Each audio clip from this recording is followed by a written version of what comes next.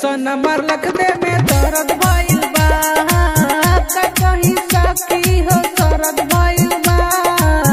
ऐसन मरलक दे में दर्द भइल बा।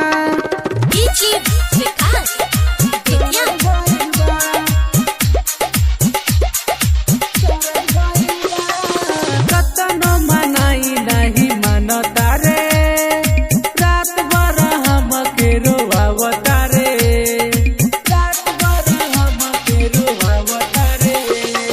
कतनो मनाई नहीं मनता रे, रात भर हमके रोवावता रे। का कहीं तक बिगड़ल मोती लागे कि नहीं हर जाई तोहरा से ए सखी, हम का बताई। हाँ मारी मारी देहिया के आधा कइले बा। ऐसन मरलक दे में दर्द भइल बा, का कहीं सखी हो दर्द भइल बा। ऐसन मरलक दे में दर्द भइल बा।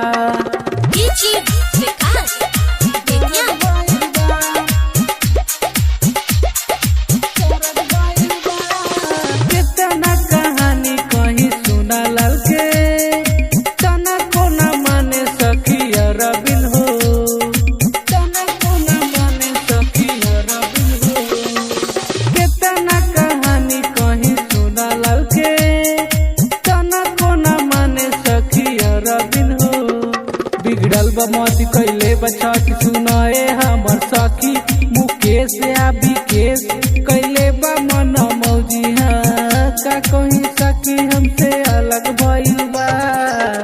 ऐसन मरलक दे में दर्द भइल बा, का कहीं सखी हो दर्द भइल